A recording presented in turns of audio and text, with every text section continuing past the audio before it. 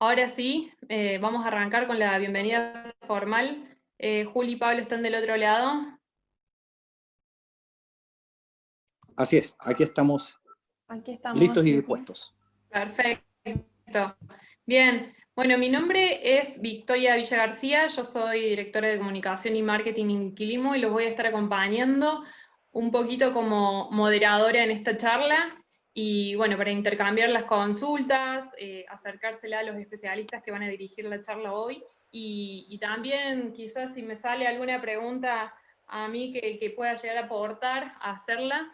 Este es un espacio online de capacitación técnica. Este webinar de Vid Vinífera es una de las patitas que tenemos los webinars dentro de nuestra Academia de Irrigación, la academia para acercarnos a los productores, productores con riego tecnificado, para poder ayudarles brindándoles herramientas de conocimientos técnicos acerca de algunos cultivos en específico, pero no es la única acción que hacemos. También llevamos a cabo otras acciones dentro de la academia para acercarles material como los informes que lanzamos en nuestras redes sociales, por la página web en realidad, y las difundimos por redes sociales. También tenemos un portal de preguntas y respuestas donde hacemos respuesta a todas las dudas de riego en Agroconsulta. Y vamos a estar lanzando también un espacio de podcast, que es una primicia, eso se los voy adelantando, en donde todas las semanas vamos a publicar fragmentos de las charlas sobre estos cultivos que pueden llegar a interesar bajo determinadas temáticas, así que nada, estén atentos a las redes, así se van enterando. Dentro de la gente que nos acompaña para poder llevar a cabo estos webinars, están los auspiciantes. Tenemos al CREA, MT Agro y SP Riego. El CREA, para los que no conocen, seguramente en Argentina lo conocen todos, pero para el público chileno más que nada, y ahí también el amigo que se sumó desde Colombia, de Ecuador, les cuento que el CREA es un consorcio regional de experimentación agrícola que nos está brindando mucho apoyo en todas nuestras investigaciones y estos espacios para difundir también. Y MT Agro y SP Riego son dos empresas privadas de equipamiento de riego y también tienen otras especialidades. MT Agro de Córdoba y SP Riego de Buenos Aires, ellos siempre nos están acompañando en estas charlas. Bueno, no les quiero sacar más tiempo, voy a presentar a los oradores del día de hoy, los que van a estar presentando todo sobre vid vinífera, la ingeniera agrónoma Julieta Villafañez y el ingeniero agrónomo Pablo Alvarado. Julieta lleva un año en la empresa, un año de trayectoria en el área de soporte técnico y, entre otras cosas, define lo que son las recomendaciones de riego, hace clasificaciones de imagen satelital, genera las altas de sistemas de un cliente nuevo, resuelve consultas. Y Pablo Alvarado está hace ya 3 años con el equipo y está aportando su conocimiento de más de 10 años de experiencia en cultivos intensivos. Él está dentro del equipo comercial en Chile y es ejecutivo de varias de las cuentas de allá.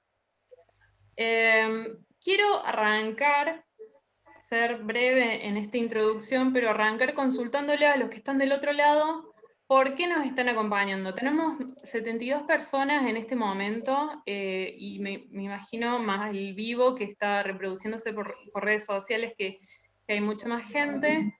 El por qué nos están acompañando este día acá, orientado a si quieren saber específicamente sobre el cultivo de vid vinífera, si todavía no tienen, pero están interesados en producir en algún futuro no muy lejano, simplemente porque le interesa el tema, porque son estudiantes y les va a servir para su carrera. Queremos un poco conocer, ver si podemos también adaptar la charla para sus inquietudes y eventualmente resolverlas un poco más en el transcurso del webinar. Perfecto, tenemos más que nada profundizar temas de riego en vid vinífera. Interesante esto, entonces es el lugar indicado. El riego lo vamos a ver de pe a pa. Y tenemos en segundo lugar para los estudios. Perfecto, de 11 que votaron 12 para los estudios seguramente son o estudiantes o investigadores, ya vamos a estar indagando un poquito más. Bien, también tenemos 7 que son productores, de vid, así que les va a servir sin dudas esta presentación. No les quiero quitar más tiempo, ahí vamos a dejar toda la charla, por lo menos el comienzo, en manos de Pablo Alvarado. Pablo, contanos un poquito de qué vamos a hablar, contanos cuál va a ser la hoja de ruta, qué le vamos a contar a la gente. Bueno, primero que nada, agradezco la audiencia. En esta oportunidad nos vamos a tomar un tiempo para señalar cuál va a ser nuestra ruta. Nos haremos referencia a la historia, llamemos, de cómo se introdujo acá en la vid, ya tanto en Chile ya como en Argentina, cuáles son las principales zonas productivas, llamemos, en ambos países, algunas características técnicas importantes a considerar dentro de la vid vinífera. Sin duda, el área más importante y más desarrollada va a ser el tema de las necesidades hídricas, ¿ya? Y sin duda el riego con quilimo, que es parte fundamental del ofrecimiento que vamos a generar. Y finalmente, aquellas preguntas que estén disponibles, poder resolverlas de la mejor forma.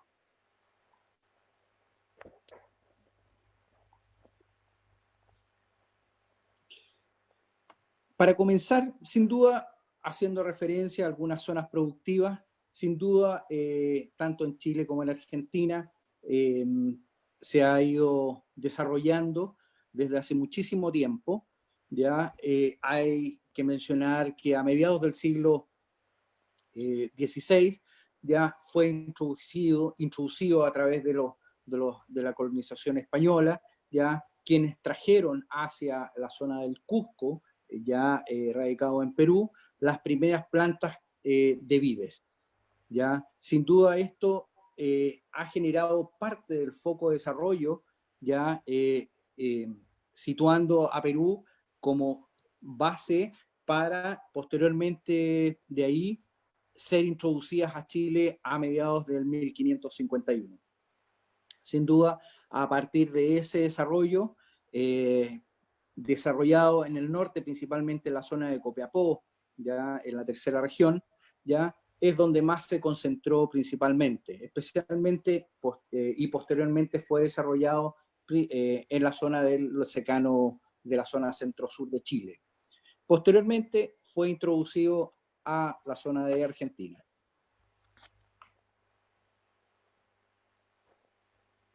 Un poquito para darnos a entender en la magnitud que tenemos, ya sin duda las zonas productivas, como se ilustra en la figura de mano derecha, tenemos que principalmente la superficie total, ya tanto en Argentina como en Chile, en el caso de Argentina alcanza las 218.000 hectáreas y Chile del orden de las 141.000 hectáreas.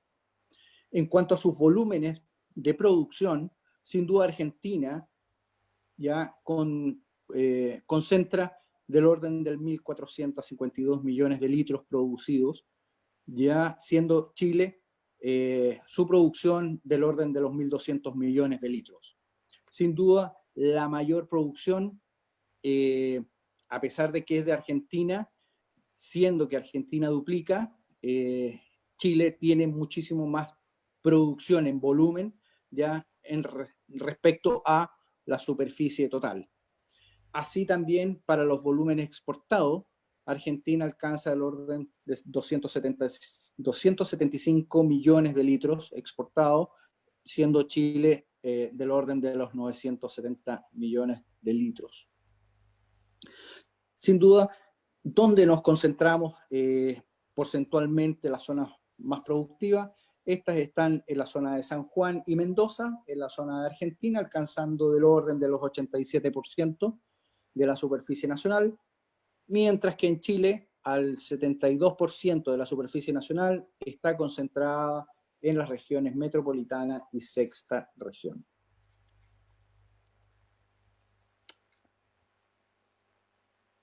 Algunas características generales respecto a la especie, sin duda al momento de introducirse en en el continente, cultivar, llamemos, ya constituía un arbusto trepador de hábito de crecimiento bastante irregular.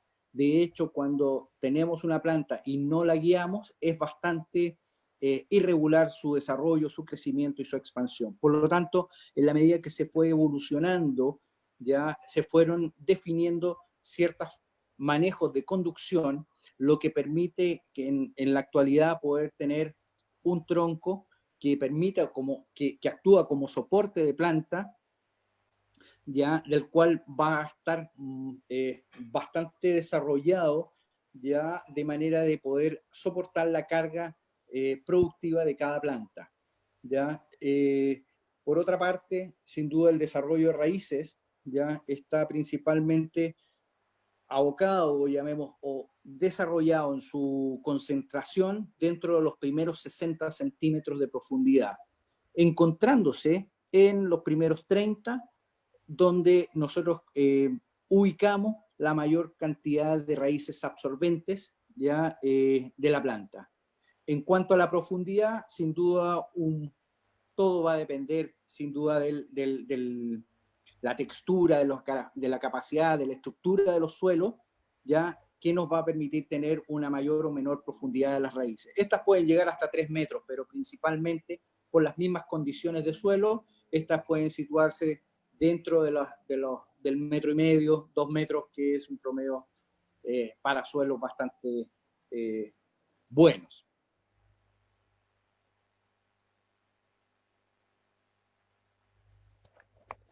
Un poquito tomando el tema en cuanto a las necesidades hídricas, sin duda aquí vamos a tomar algunos temas como las raíces y su porte injerto, hablaremos algo de fenología de la vid, algo de requerimientos y sin duda la pregunta que siempre nos hacemos, pero ¿cómo riego? Y eso lo trataremos de dilucidar con algunos tips, con alguna información extra y finalmente, bueno, la colega se explayará con mucho mayor detalle respecto al desarrollo de Quilimo.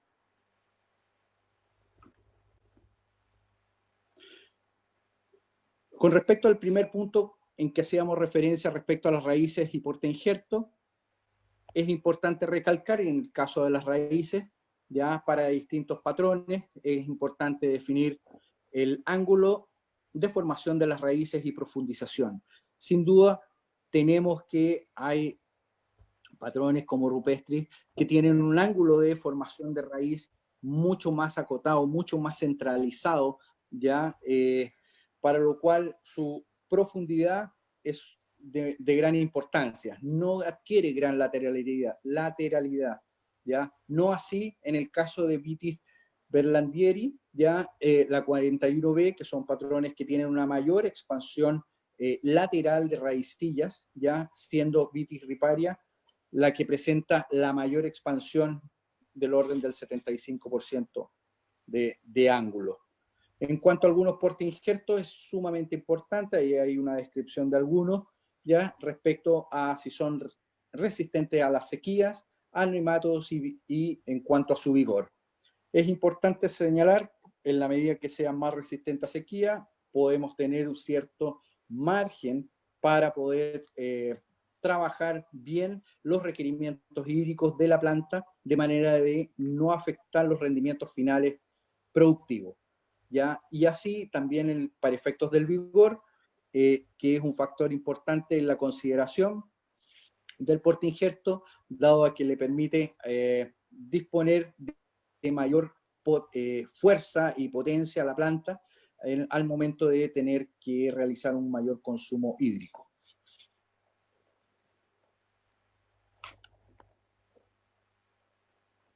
Algunos aspectos importantes a considerar dentro del desarrollo del brote, ya y dentro de su estado fenológico, también de la valla y de la raíz de la vid, es que en este cuadro se manifiesta en el eje la tasa de crecimiento y respecto a su tiempo. Es súper importante que, considerando que la brotación, en el caso de la curva inicial, la curva verde que ustedes ven en sus pantallas, ya tenemos el brote, el cual tiene un crecimiento sumamente exponencial, rápido, ya alcanzando su crecimiento fuerte hasta el término de la primera etapa. Ya después viene un plano durante la segunda y la tercera etapa fenológica del cultivo. De ahí, posteriormente, los brotes disminuyen su tasa de crecimiento.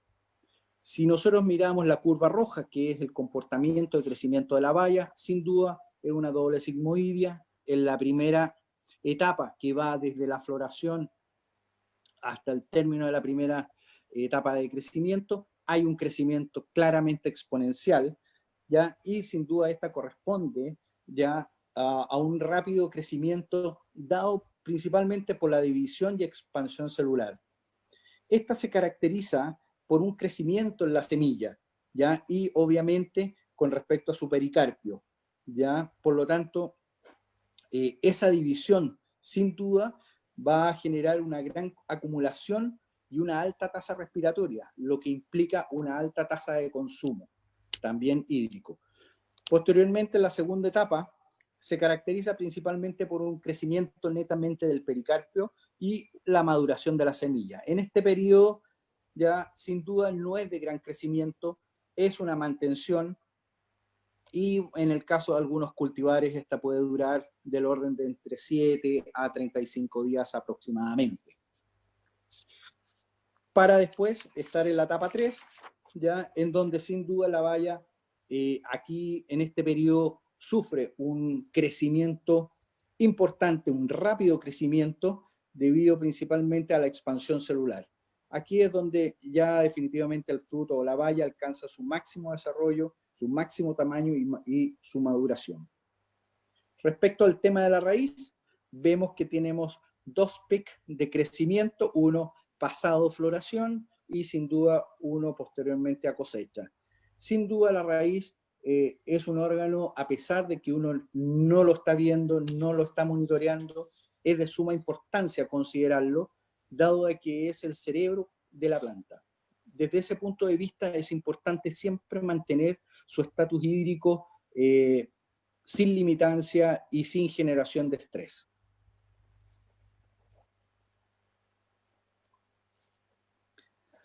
Respecto a algunos requerimientos de los estados fenológicos, bueno, aquí vemos una foto ilustrativa en donde podemos ver desde una yema cerrada, ya netamente invernal, hasta la formación del fruto. Vemos todo un crecimiento de desarrollo, de brotación, de brote, formación de los racimos, desde el inicio de la coloración, ya pinta hacia adelante hasta tener un racimo ya formado.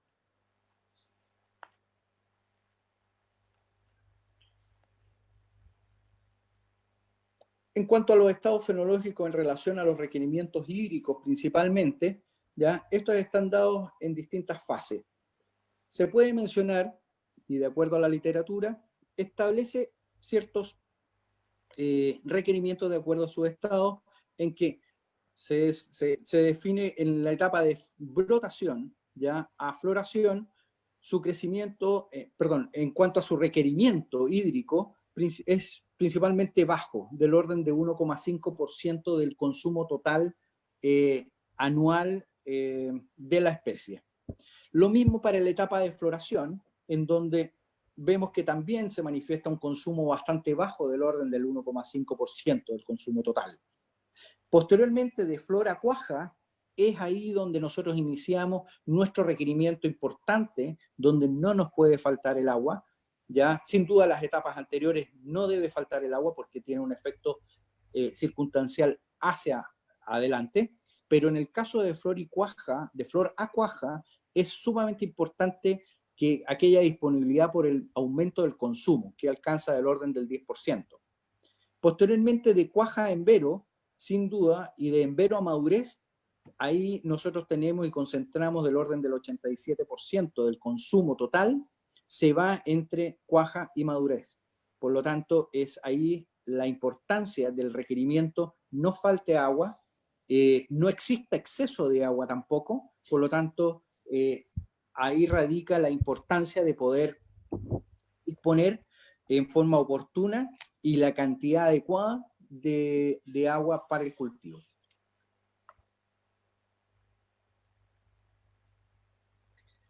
pero la pregunta que nos debemos hacer es ¿cómo regar? Y esto va a depender de la cantidad, sin duda, de agua que dispongamos para poder realizar nuestros riegos. Sin duda esto va a estar muy sujeto a varios factores y varias tips, llamemos, o agentes, como son, por ejemplo, el tema varietal, ¿ya? Sin duda, cada variedad va a presentar una necesidad hídrica distinta.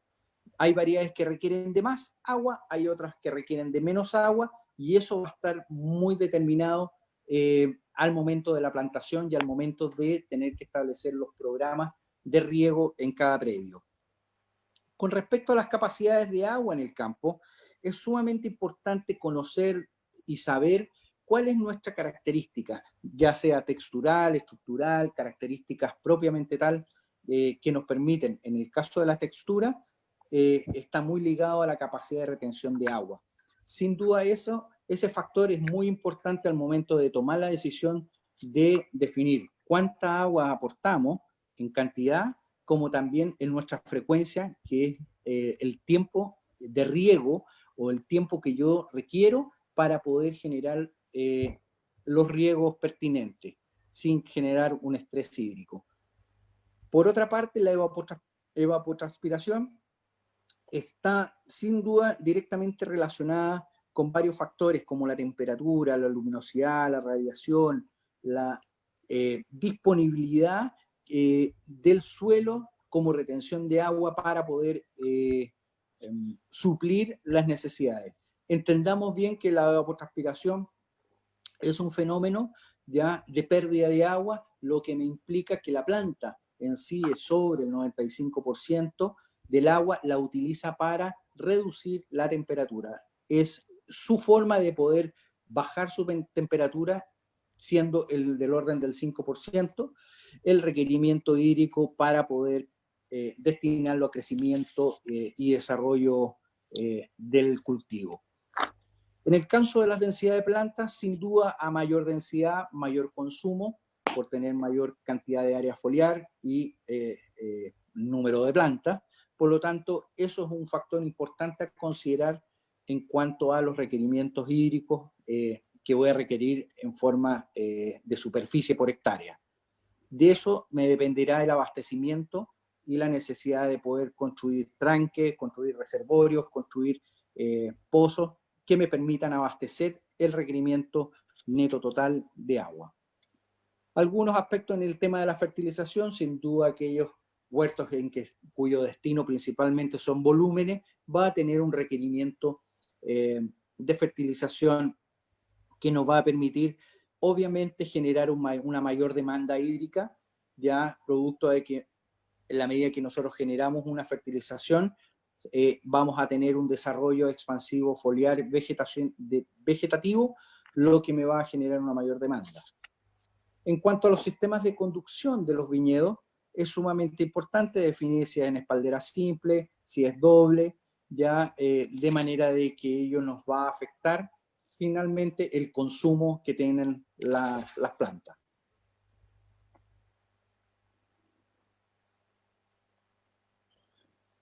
Dentro de este gráfico, que ya lo habíamos analizado respecto a los brotes, las bayas y la raíz, es importante definir algunos temas que están recalcados ahí en color amarillo, que es la activación del flujo vascular. Este siempre se desarrolla mucho antes de la brotación, ya las raíces empiezan y tienen su actividad inicial antes, al término del periodo invernal. Por lo tanto, esas actividades necesariamente requieren de disponer un volumen de agua necesario para que la planta pueda absorber, pueda generar desarrollo, generar crecimiento, división celular y elongación, por lo tanto la formación de raíces. Eso sucede del orden de 2 semanas antes del inicio de la brotación.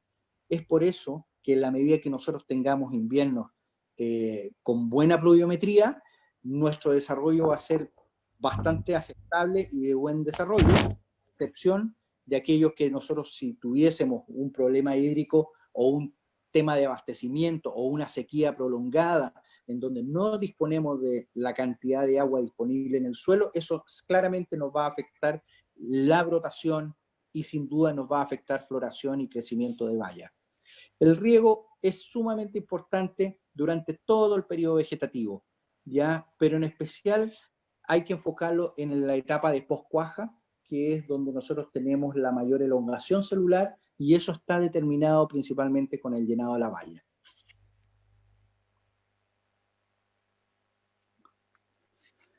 Sin duda, algunas consecuencias de los factores de estrés hídrico que podemos encontrarnos, ya tenemos,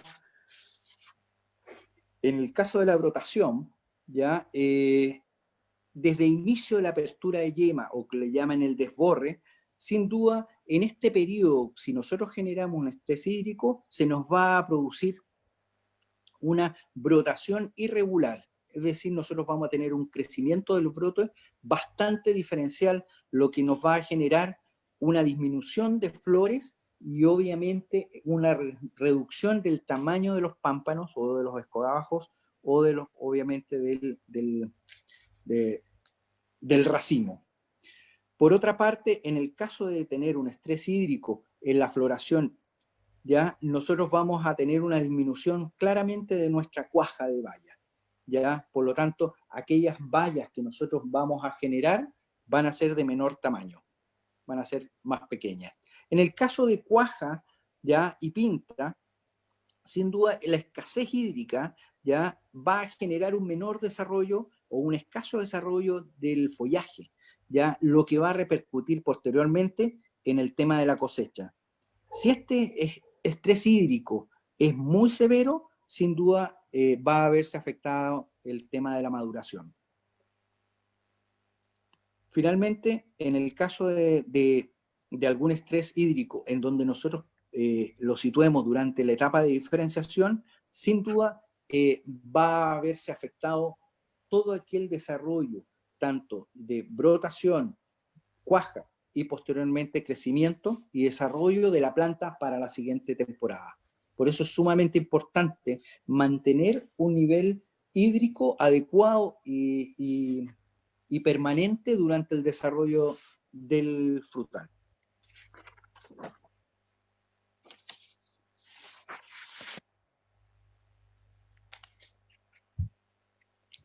Sin duda, algunas consecuencias en cuanto al exceso de agua, que es el polo opuesto, ¿ya? Sin duda, en el periodo del desborre, llamemos, o de la apertura inicial, posteriormente a la brotación, a la apertura inicial de yema, ¿ya? Sin duda, el exceso de agua produce una falta de oxígeno a nivel radicular, producto del exceso de, entre comillas, saturación de agua en los poros. Por lo tanto, ese exceso de agua se ve sin duda exteriorizado en la generación de brotes más cortos, se puede producir amarillamiento en las hojas como visión, ¿ya? E incluso puede llegar, en casos excesivos de acumulación de agua, a la muerte de la planta. En el caso de visualizarlo, aquel exceso de agua más en el largo plazo, ¿ya? Sin duda todo exceso de humedad, ¿ya? En el momento de la floración provoca sin duda un exceso de vigor en los pámpanos, ¿ya? Causando deficiencias en el cuajado. Es decir, yo tengo obviamente un problema en la cuaja, en la formación del fruto, y obviamente al tener un menor fructificación o cuajado, se me va a producir lo que le llaman el corrimiento. Después de envero, sin duda también el exceso de humedad hace que este aumente el tamaño de la uva, pero tenemos sin duda una menor concentración de azúcar y lo que nos hace producir que nuestros ácidos sean con una mayor concentración.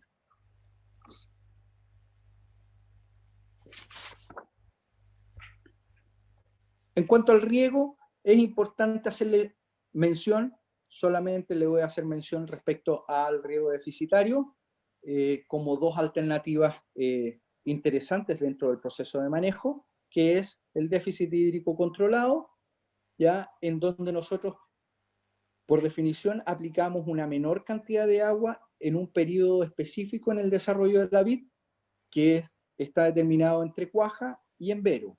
Sin duda esta reducción resulta en un menor estatus hídrico y en un cierre estomático parcial, lo cual me genera finalmente una reducción en el tamaño y desarrollo de la planta, pero sin afectarme estadísticamente el resultado en cuanto a mi rendimiento.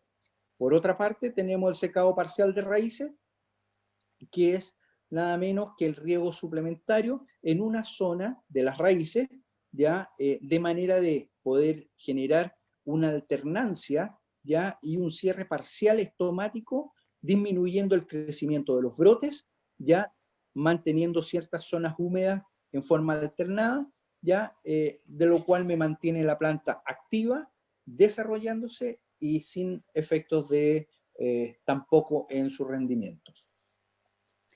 Pablo, ahí te quisiera hacer una consulta sobre, un poquito rebobinando hacia atrás mientras contabas sobre las etapas y los periodos críticos. Ahí también nos hace la pregunta Nasif aún, pregunta en post cosecha, ¿cuál es el requerimiento de agua? ¿Qué les podríamos recomendar? A ver, en el caso de post cosecha, llamemos, sin duda es sumamente importante que la planta, en la medida que nosotros disminuimos nuestra carga hídrica, ya a través de los riegos deficitarios, sin duda nos vamos a ir afectando en la acumulación de principalmente de la concentración de almidones que tiene la raíz. Esto implica que si en la medida que nosotros generamos un déficit hídrico en etapa de post cosecha, ya sin duda podemos incentivar una menor acumulación y por ende podemos afectar, entre comillas, la productividad hacia adelante, ya en la siguiente temporada. Es decir, podemos afectar la brotación, podemos afectar posteriormente todas las etapas fenológicas que vienen hacia adelante. Por eso es importante mantener un estatus hídrico adecuado. Ese estatus hídrico adecuado es principalmente de acuerdo a los requerimientos y necesidades que tiene la planta. Por lo tanto, si la planta requiere de un nivel hídrico de X milímetros que se van consumiendo a través de la evapotranspiración real, es importante poder ir sustituyéndolo. Por lo tanto, en la medida que la planta va disminuyendo en su capacidad fotosintética, van disminuyendo sus requerimientos hídricos. Por lo tanto, de esa forma, poder nunca tener en desmedro las necesidades completas hídricas de la planta.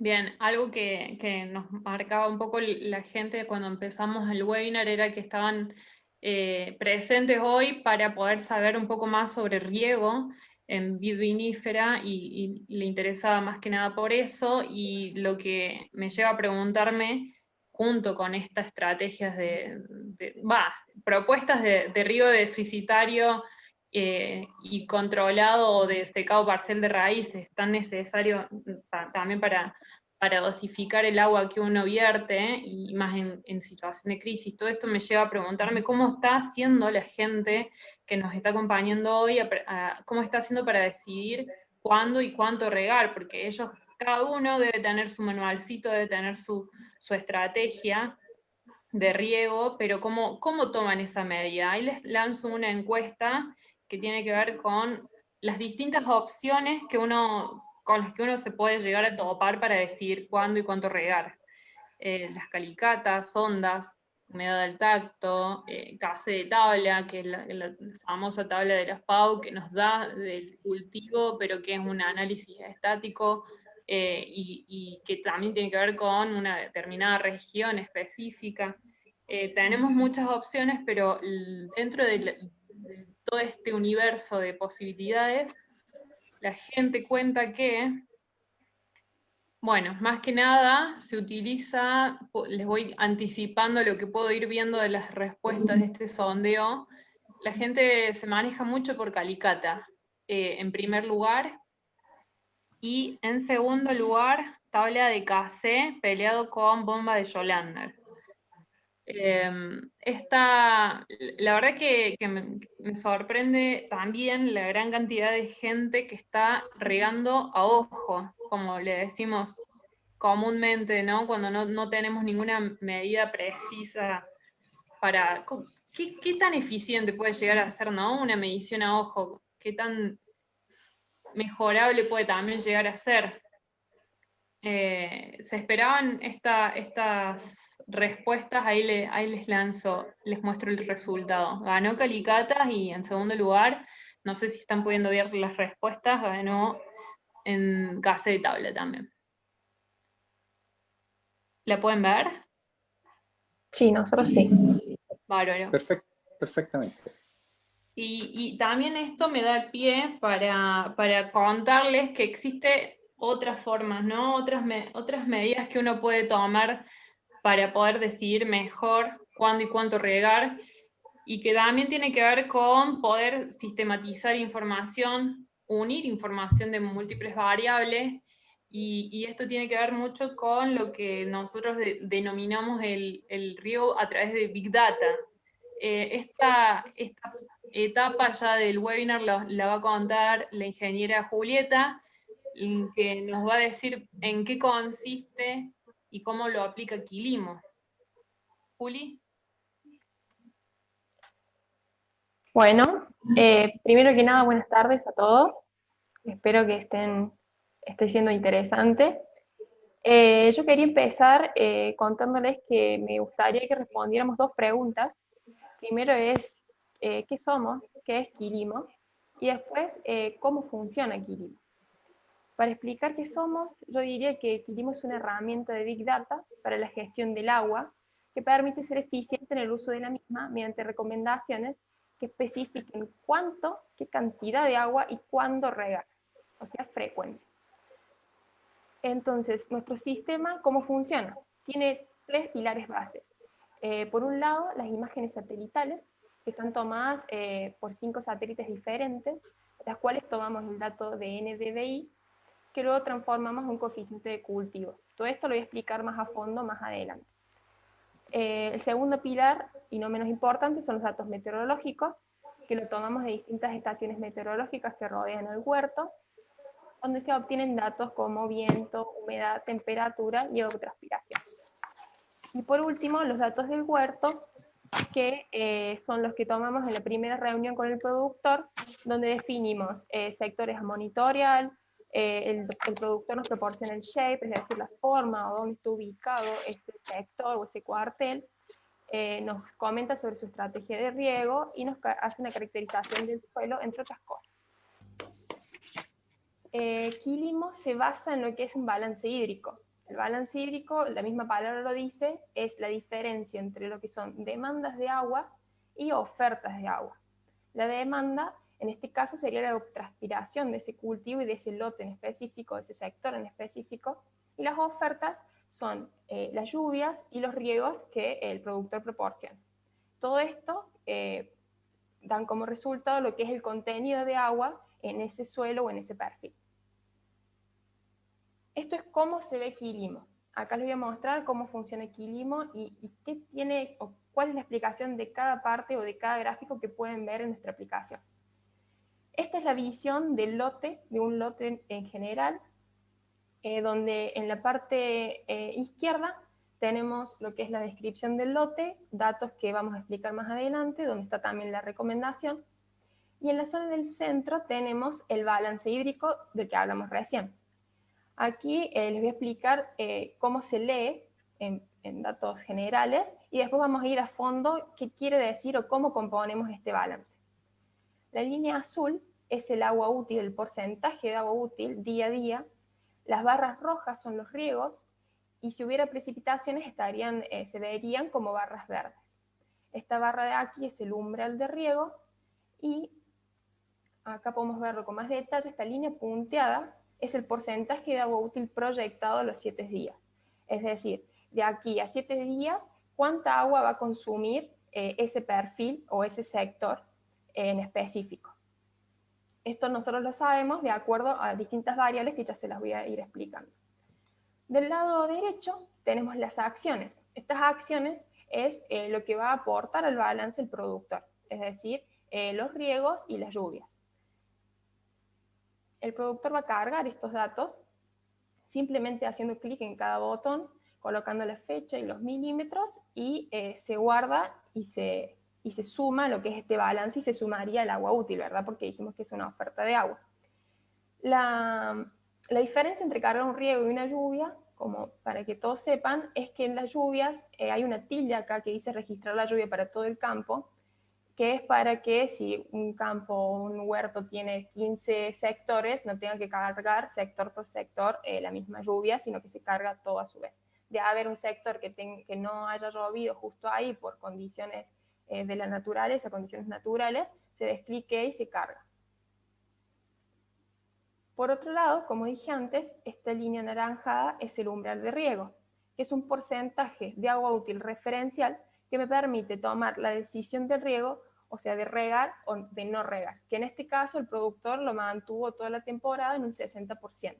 Este dato siempre lo da el productor de acuerdo a su estrategia de riego. Esta imagen que ven acá es la segunda parte de la vista del lote, o sea, está abajo de lo que era el balance. Del lado izquierdo pueden observar, tenemos las imágenes satelitales, que ya la vamos a ver con más detalle. En el centro tenemos lo que es evapotranspiración y KC, y al costado derecho tenemos lo que son actividades. Estas actividades, por ejemplo, son los riegos o las precipitaciones. En este caso, el último riego fue de 26,8 milímetros o de 15 horas 26 minutos. En este gráfico podemos observar la evapotranspiración tomada de las estaciones meteorológicas que hablamos anteriormente. En la línea en azul podemos ver la evapotranspiración potencial, que es la cantidad máxima de agua que puede evapotranspirar un cultivo en condiciones óptimas. En la línea verde sería la evapotranspiración real. La evapotranspiración real es la que nos va a afectar el balance que vimos anteriormente. ¿Y por qué la real y no la potencial? Porque la real va a estar afectada por el factor cultivo o KC. Es decir, la real es la evapotranspiración potencial afectada por ese coeficiente de cultivo.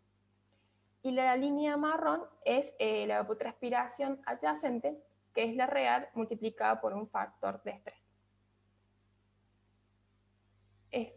Bueno, acá como pueden observar es la curva del KC, que es una curva proveniente de las imágenes satelitales. ¿Cómo hacemos esto? A partir de una imagen satelital, tomamos el dato de NDVI y mediante el algoritmo de Quirimo lo transformamos en un dato de KC, que hace que se genere esta curva que estamos observando aquí. Esta curva lo que hace es mostrarnos el desarrollo vegetativo del cultivo de ese sector en particular y de ese cultivo en particular. O sea, el KC de otro sector seguramente sería totalmente distinto, o al menos diferente, no exactamente igual. Y acá podemos ver eso que les estoy explicando. Esto respondería a la pregunta de ¿por qué somos eficientes? Como ven en el gráfico de acá abajo, dos curvas de KC de una misma variedad, que en este caso es Cabernet, de dos lotes diferentes, la curva azul del lote 1 y la curva roja del lote 2, son parecidas, pero no son totalmente iguales. Eso nos está hablando de que dentro de una variedad tenemos diferencias entre curvas de KC. La gente, el productor lo ve a campo, o sea, aunque haya dos sectores con la misma variedad, la misma fecha de plantación, entre otras condiciones parecidas, es eso, son parecidas, no son exactamente iguales. Hacia arriba, a la izquierda, podemos ver el KC entre variedades. En azul tenemos un KC de un Cabernet, en rojo de un Carmenere y en amarillo de un Malbec. Vemos cómo las curvas de KC son diferentes para cada variedad. Y hacia la derecha podemos ver el KC de Quilimo versus un KC teórico. Este KC teórico es de la FAO y es un KC para vitis vinífera en general. No especifica qué variedad, no especifica nada. Entonces podemos ver que el KC de Quilimo está mostrando que no es tan así. No todos los KC o no todas las plantas copian esa curva de KC teórica o de tabla. Entonces esto nos muestra que podemos estar regando o de más o de menos teniendo en cuenta ese KC teórico, ¿verdad?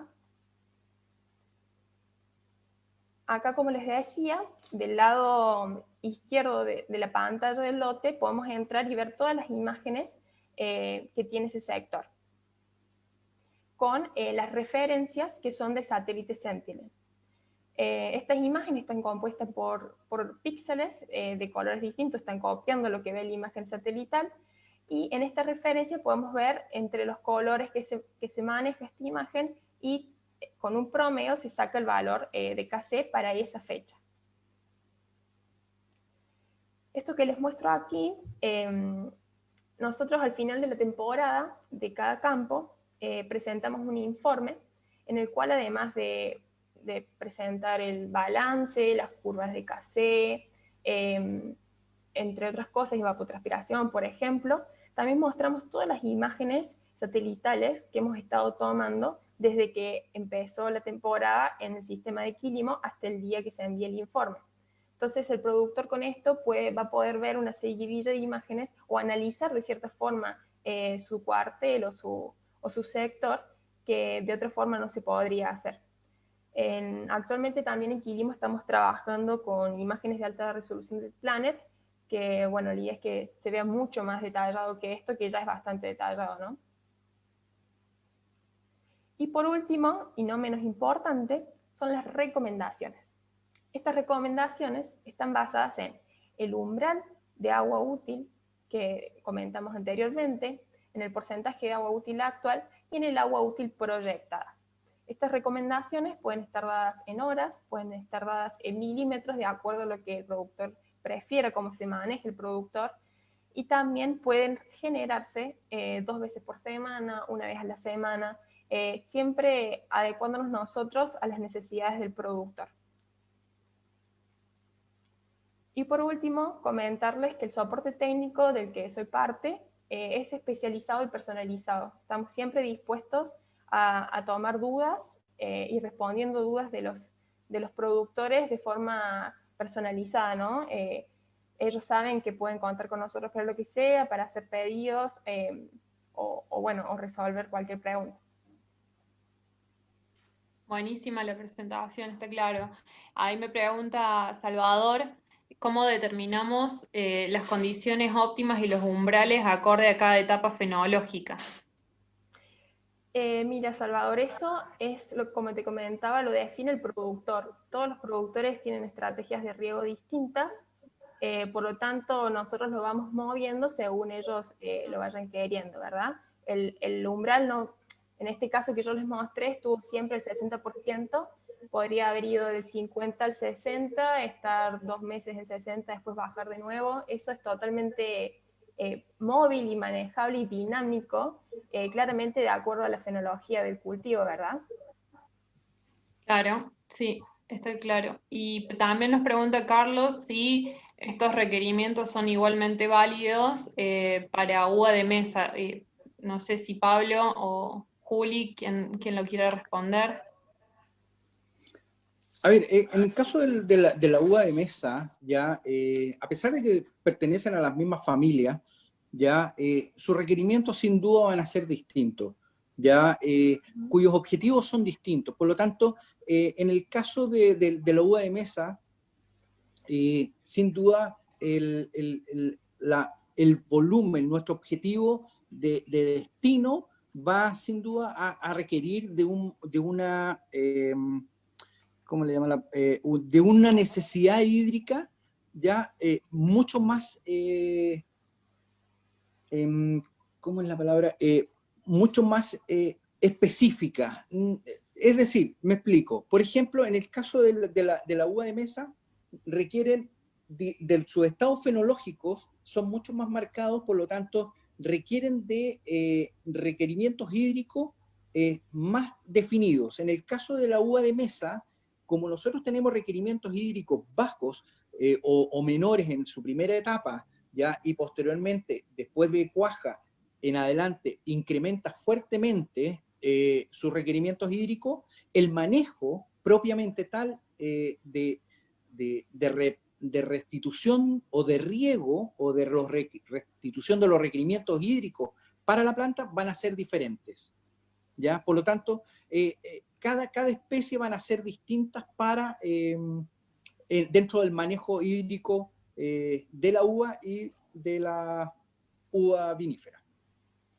Bien, está claro. También nos pregunta José Francisco Muñoz si la diferencia del casé dentro de una misma variedad se puede ver afectada por la diferencia en la clase del suelo. Si el suelo le está aportando cosas distintas a un sector que no le aporta al otro sector, sí, también, o sea, el KC es el desarrollo vegetativo de ese sector, ¿verdad? Entonces, si realizamos una fertilización diferencial en esos dos sectores, seguramente uno será más vigoroso que el otro o no. También, o sea, para que lo entiendan, el KC, por ejemplo, si en un sector nos ataca una plaga o tenemos un problema de inundación o como te contaba anteriormente, si fertilizamos diferente, claramente va a haber una diferencia. El KC es el factor o el dato que nos está mostrando diferencias de acuerdo al estado vegetativo de la planta. Sin duda, complementando lo que dice mi colega, ya es importante que si el suelo dentro de un mismo sector tenemos tal vez una zona más de suelo liviano, otra zona de suelo un poco más pesado, más arcilloso, o una zona más pedregosa, ya sin duda eso va a afectar el comportamiento hídrico. El afectar el comportamiento hídrico, sin duda las plantas van a generar un reflejo de esa necesidad. Por lo tanto, el KC va a ser claramente diferente dentro del mismo sector. Por lo tanto, sin duda puede haberse afectada de acuerdo a la clase de suelo donde está establecido el cultivo. Bien, perfecto. También tenemos, nos preguntan si qué proponemos para el riego en uvas plantadas en suelos salinos. Interesante pregunta. La verdad es que en el caso de los suelos salinos, sin duda, por la misma condición que tiene el suelo de mayor concentración de cationes, eso hace obviamente generar un régimen de riego distinto y un manejo obviamente del nutricional distinto. Desde el punto de vista del riego, ya obviamente Quilimo le ofrece la oportunidad de poder generar una restitución de la evapotranspiración, un aporte de lo evapotranspirado propiamente tal de la planta. Si ese volumen hídrico permite poder generar la reposición de lo consumido sin afectar ni concentrar sales producto en la zona de radicular propiamente tal, no va a tener problema. Lo importante es ver cómo se hace el manejo propiamente tal de las sales al momento del riego, ya con respecto a la cantidad de agua que yo debo reponer en base a la evapotranspiración que me genera el cultivo. Ahora la respuesta, clarísimo, Pablo. También nos consulta Emiliano si tenemos en cuenta la eficiencia del uso del agua por diferentes porte-injertos. ¿Tiene en cuenta la eficiencia del uso del agua? A ver, en el caso de los porte-injertos, sin duda, como hacía mención, hay porte-injertos que son más requirientes de agua que otros más resistentes a la sequía, ¿ya? Por lo tanto, sin duda, cuando nosotros tenemos una variedad específicamente plantada sobre un porte-injerto determinado, nosotros sabemos qué características y condiciones tiene ese porte-injerto. Por lo tanto, teniendo esa información, nosotros podemos definir, de acuerdo a la zona, de acuerdo a las características edafoclimáticas, tanto de suelo como del clima, podemos definir y determinar cuál va a ser nuestro requerimiento hídrico para la especie determinada. Bien, está buena respuesta. También tenemos una consulta de Constanza Vargas que dice, ¿tienen algún grado de error respecto a su balance hídrico propuesto y los datos de contenido de agua medido por sensor? De hecho, tenemos un estudio, ¿no? Diferenciando los resultados de Quilimo en un ensayo en contraposición con sensores. Sí, exactamente, Vicky. Tenemos un ensayo y por lo que los resultados que dieron es que no hay diferencias.